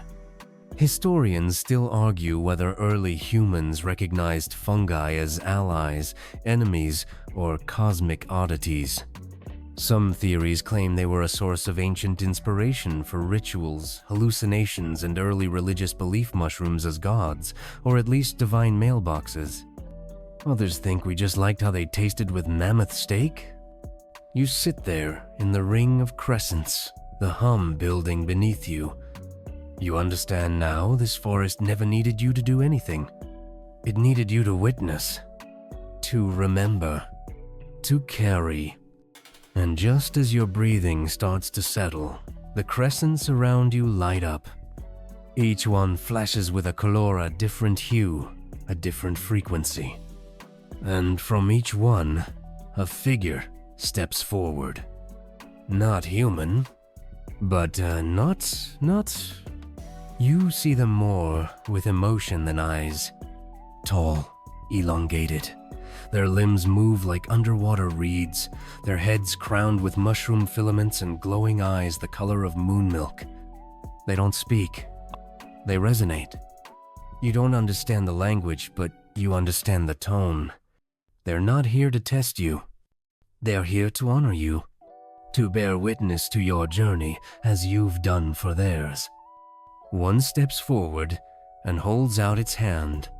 A neat, small, glowing cap. Not like the one you carried before. This one pulses with multicolored light, and you realize it's the memory you brought, but not as it was. It's been changed. Augmented by your presence, reshaped by your observations. You didn't just deliver a message, you became part of it. They offer it to you. You take it. And the moment your fingers close around it, the air bends. Reality flexes, like a lens focusing. The prototaxites around you rise taller, their caps swirling faster. The hum deepens. And then collapses. Everything goes still. Not silent, not dead, just perfectly still. Like the world just took a breath in and is waiting to exhale. You're standing in the middle of that inhale, the space where memory and future meet. A single beat of nothing. And then a low thrum begins under your feet. The forest exhales. And your mind expands. Not like a drug trip. Not like a religious vision. More like remembering something you never lived. You see Earth not as it is, or was but as it could have been. A planet ruled by logic and lace, by networks of collaboration instead of conquest. Fungal cities that rise overnight and dissolve by morning. Communication woven into the ground, not sent through satellites. Empathy encoded into architecture. A civilization that never needed steel or fire. Just patience. And you, a brief flicker of mammal in a long, dark history, are now its messenger. The figures step back into their crescents. The rings go dim. And before you realize you've even moved, you're standing at the edge of the forest again. The grove, the staircase, the singing tree. All behind you now. The wind smells like summer dirt and coming rain. You look down. The glowing cap in your hand is cool now. Still lit, but faintly. Like a lantern with the wick turned low. You'll take it with you. Back to your world. Whatever your world even means anymore. Because here's the truth you've started to accept. You're not returning from a journey. You're carrying it forward. The forest behind you is quiet now. Not empty, never that. Just satisfied. Like a story that's finally finished being told. The air feels lighter, the ground firmer under your feet. You walk forward without thinking, without planning, letting your legs follow the rhythm of the fading hum in your chest. No idea how long you've been down here. Could be minutes, could be millennia, but your feet know the way. You don't look back. Not out of bravado, just instinct. Some doors are meant to close quietly behind you. No fanfare, no dramatic exit, just a gentle seal of moss and memory. You emerge from the underground, blinking in the diffuse blue of a pre-dawn sky. The world above is unchanged, or so it seems. Trees sway gently in the breeze. Insects murmur their usual static. Somewhere far off, a bird is deeply unimpressed by the drama you've just experienced. But you feel it. The difference. The forest knows you now. It remembers you as clearly as you remember it. You pause beneath an ordinary tree oak or maple, something leafed and familiar.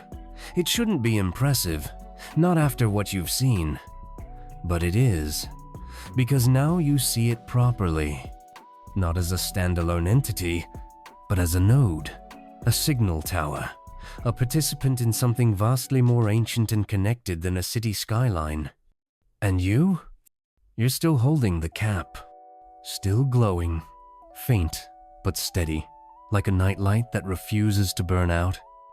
You press it gently to the base of the tree. It vanishes into the bark. The glow seeps in. The network accepts it without question, like a memory finding its place in a library. A new story added. Yours. You sit down on the cool earth, arms around your knees, watching the sky shift from navy to slate to amber. A mist coils through the underbrush, curling like breath around roots. You exhale slowly, deeply, until your shoulders stop pretending they're earrings. It's over. At least, your part is. Somewhere below your feet, the memory grows. It'll be carried forward, translated, spliced into spores and sung into soil. You were never the hero of this story. You were the microphone, the translator, the bridge. And now, you're just a witness, which is exactly enough. One final mainstream fact for the road. Humans share nearly 50% of their DNA with fungi. You are eat your squishiest, weirdest, core more mushroom than machine. You are not a visitor to this network. You're a cousin. And for the quirky twist to carry home, scientists recently discovered that fungi may be able to solve mazes and optimize paths for resource sharing in ways eerily similar to primitive computing. One slime mold even outperformed a Japanese subway planning algorithm.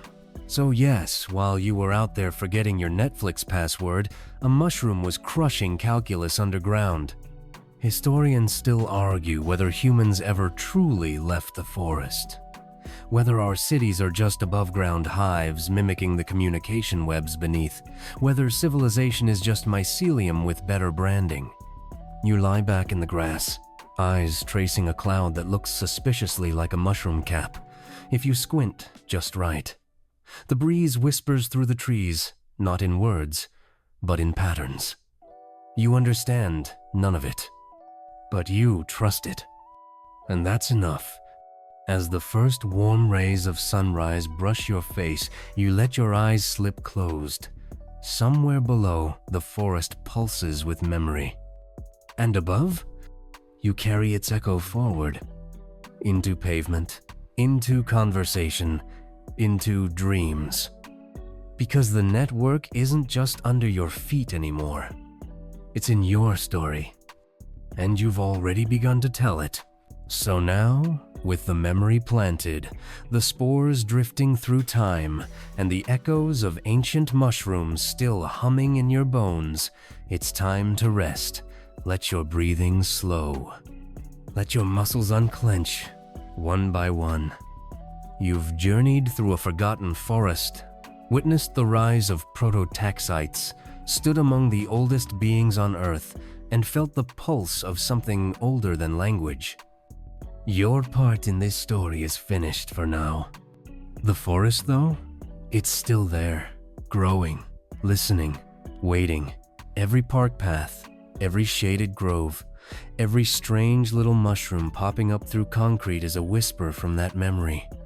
A reminder that the world is not as still or as separate as it sometimes pretends to be.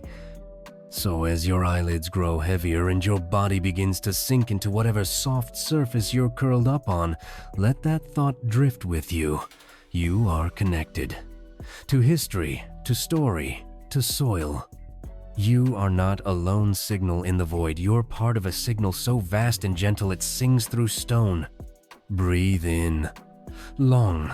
Slow. Let your thoughts scatter like spores on the wind. Breathe out. Let them land, settle, root. Let the hum fade into silence. Let the night wrap around you like the mycelium wraps the roots. Sleep deeply, dream weirdly, and maybe just maybe wake up remembering just a little more than you did before.